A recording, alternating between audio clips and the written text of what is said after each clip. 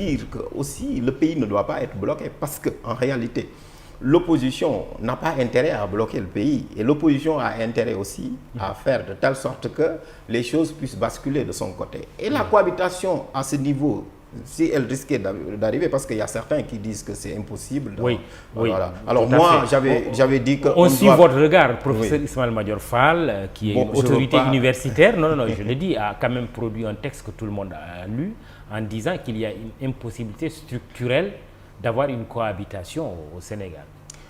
Alors moi, j'avais produit un papier en disant que la cohabitation, de l'impossibilité à la probabilité. Donc, parce que le mot impossible, c'est quelque chose qui ne peut pas se réaliser. C'est ça l'impossibilité. Ça ne peut pas se réaliser.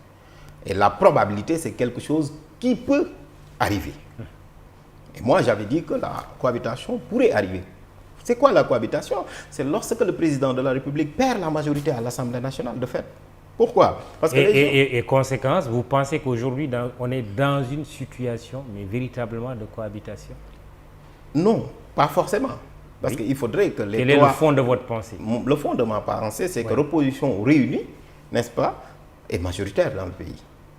Mais par contre, pour pouvoir, n'est-ce pas, être majoritaire véritablement à l'Assemblée nationale, pour pouvoir imposer cette cohabitation, il faut que l'opposition se réunisse. Oui. Maintenant, c'est là où je dis que dans notre système, parce que c'est ce qu'ils disent, ils disent que notre système donne tout au président de la République. Mais non, je ne suis pas d'accord. En France, s'il y a cohabitation, le président de la République, s'il nomme le Premier ministre dans les rangs de l'opposition, il ne peut rien contre lui. Il ne peut plus rien contre lui. Parce qu'il faut que le Premier ministre donne sa démission. C'est l'article 12 de la Constitution française. Oui. Au Sénégal, le président de la République a droit de vie et de mort sur le Premier ministre, pour me donner cette expression. Ça veut dire qu'il le nomme et le met fin à ses fonctions. Alors qu'en France, il le nomme seulement pour démissionner. Le Premier ministre, c'est à lui de le faire. Certains disaient même que le général de Gaulle faisait faire signer deux types de... Voilà. Oui. Maintenant, pour ce qui est de l'opposition, c'est là où c'est important. Parce que le président français a moins de pouvoir, a plus de pouvoir sur l'Assemblée nationale française que le nôtre. Le président de la République, pour les 2 premières années, il ne peut pas dissoudre l'Assemblée nationale. Ouais. Et c'est le droit de dissolution en période de cohabitation qui est l'arme fatale du président de la République.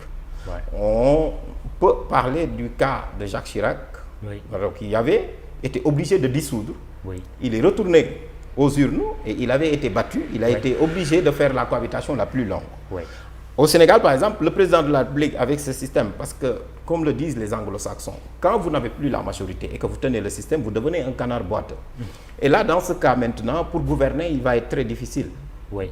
Donc, le président de la République sera tenu ou bien sera obligé forcément donc, de dialoguer avec l'opposition ou bien de chercher d'autres voies. L'opposition a également l'arme de la motion de censure, mais là aussi, c'est une arme à manier avec beaucoup d'habileté. Parce que vous censurez le gouvernement, c'est vrai, il tombe, mais après, vous ne pouvez pas répéter cette motion de censure à souhait. Effectivement, parce que c'est pas au cours d'une seule session... Le président peut reconduire le même Premier ministre, le même gouvernement. Oui, mais dans ce cas, ça va risquer d'être très compliqué parce que c'est à l'occasion d'une session. C'est-à-dire que pendant une session, on ne peut déposer qu'une seule motion. Ouais.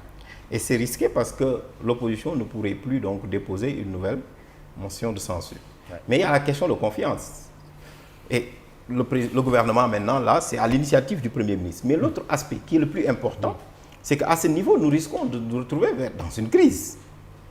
Pourquoi? Parce que si l'opposition, n'est-ce pas, rejette le Premier ministre qui est nommé, c'est-à-dire ne lui donne pas sa confiance, même si c'est de façon implicite, donc je verrais mal le Premier ministre puisse donc avoir l'onction de l'Assemblée nationale. Parce que dans notre système, le Premier ministre, quand même, donc, est tenu de composer avec l'Assemblée nationale et d'avoir, n'est-ce pas, en réalité, donc, le soutien de l'Assemblée nationale. Parce que le Premier ministre, c'est le gouvernement qui l'investit, qui le contrôle et qui le sanctionne.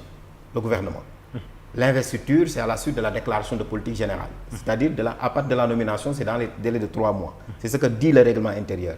Mais donc, à la fin, maintenant, s'il veut il peut poser la question de confiance comme il peut ne pas le poser. Justement, comme ce qui s'est passé en France récemment avec le Premier ministre. Oui. Maintenant, ça, c'est un risque de le poser. Mais s'il ne le pose pas, c'est pas grave. Il y a une responsabilité dans deux sens, hein.